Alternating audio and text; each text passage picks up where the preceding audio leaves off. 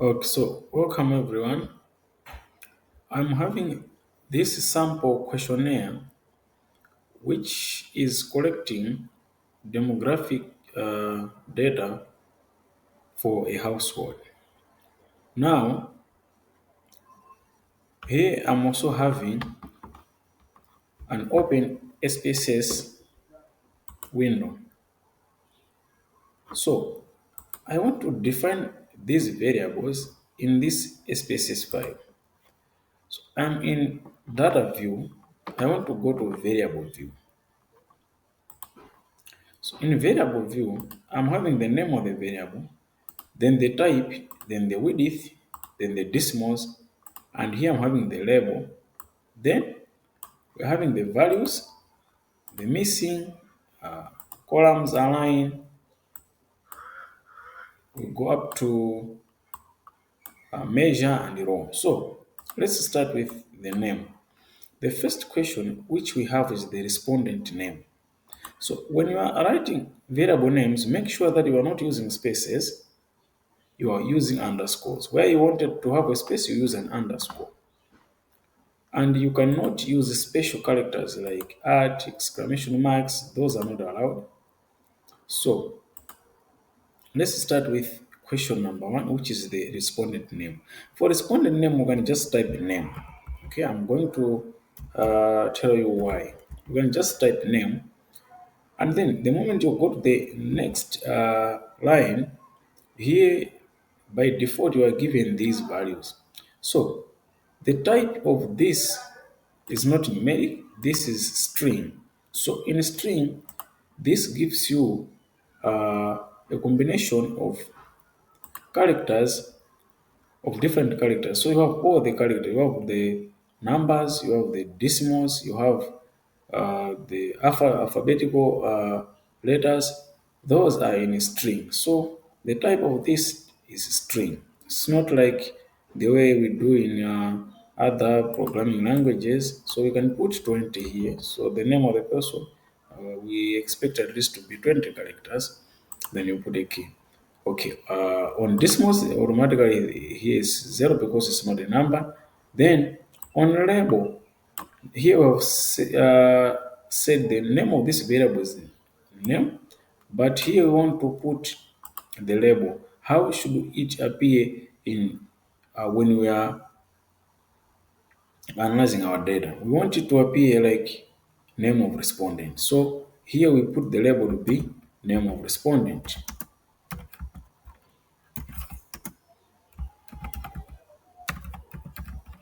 Want it to be name of respondent. Values, we don't have any values. I'm going to talk about on this one. Missing. So if there's missing, if we see something, what does that mean?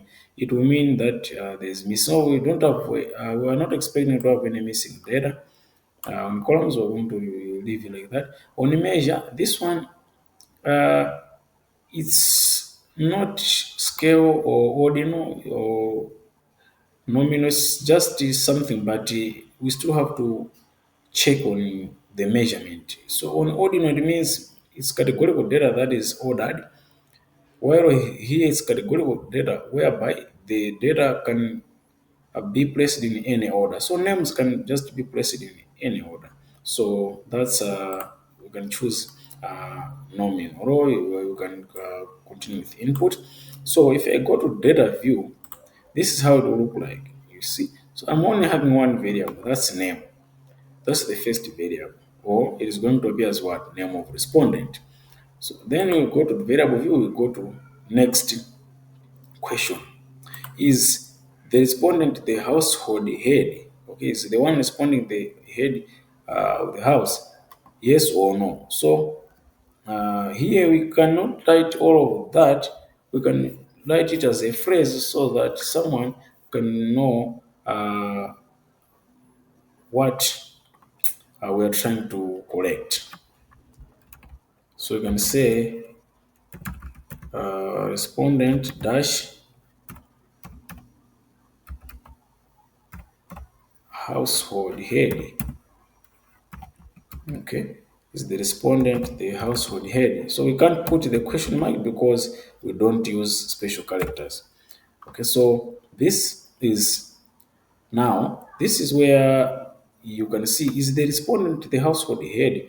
The type of this one is Boolean, yes or no. But in SPSS we don't have those, so we use some I mean some numbers to represent this. So we can say one should represent yes, zero should represent no, or one should represent yes, while two should represent no. So how do we do that? Here on type, we are going to leave it as numeric, while on width we can leave it like that. On decimals we don't need any decimals, so we can uh, put zero on decimals. Then on label, you can type this one to say is the respondent the household head. On label, you can type as many characters as possible, including special characters, because it's just a label. It's not a variable name. On values, here that's where we are going to define our values. So you click on these dots, then you define the variable, the value. So the first value is going to be 1. 1 should be represented by yes. So when someone says, yes, I'm the household head, so when we type 1 in SPSS, it should represent yes. When you type 2, that should be a no. So if the person is not the household head, we should type 2. You click on add and then okay. So this is what you are going to have. Then on measurement, this one is also nominal, yes or no. It's nominal because you can arrange it anyhow. Then we have section 2, which is gender. So we want to capture the gender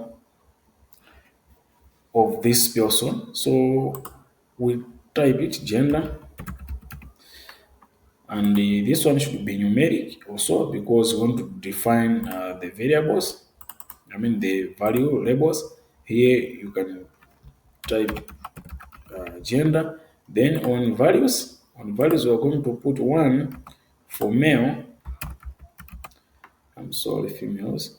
1 we are going to put for male and 2 for females. Okay, 2 for female.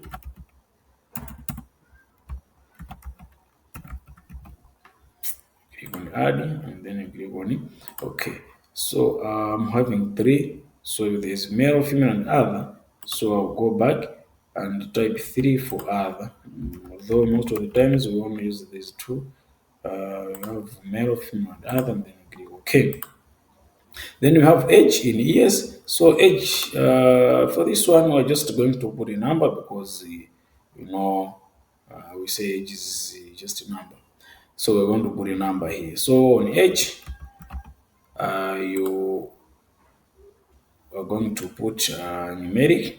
Decimals, we don't want in decimals because we want this age in years. So you have to specify here on label to say age in years. Okay, so you can type age in bracket years so that the one who's collecting the data should know what they are doing. On values, we don't have any values. So for this age, we are going to here they have defined it as categorical, but I've deliberately left it to be in numerical because we are also going to learn about uh, what we call binning in SPSS, whereby you change this continuous data into categorical. So I'm deliberately going to leave it like that. Then we have the marital status. For this one, let's make it scale because it's something which is numerical. It's not really categorical, so it's going to be scale. And for this one, we're going to leave it as nominal. So far, I don't think we have any ordinal.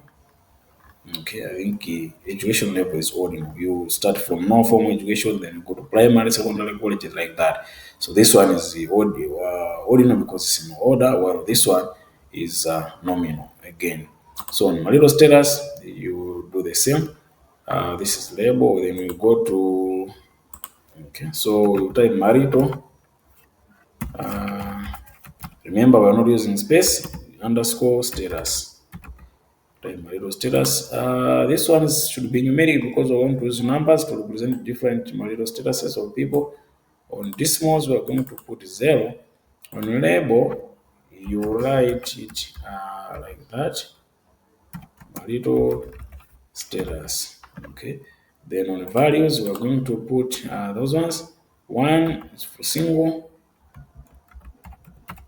1 is for single, to add. 2 is for married, 2 is for married, while 3 is for divorced. I don't know if it's a marital status anyway.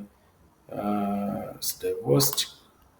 While 4 is widowed. I only know single and married. If you're divorced, you are single. 4 is widowed. And click OK. So we have those. So these ones we can put them as nominal. Okay, we can put them as nominal. I'm going to finish with education level. Then in the next video, we're going to see how we can analyze this data because I'll have a sample data where these are going to be filled. So I'm going to have, you can just type education. Okay, education. Here you are having this is should be numeric. Decimals should be 0. And on marital state, this is education, so you can type the label to be education level. Education level.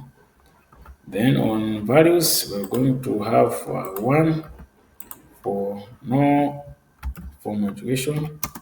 So we'll just type no education. Click add on 2. 2 should be represented by primary. Have a lot anyway. 2 for primary, while 3 for secondary. 3 for secondary. Then we have 4 for college.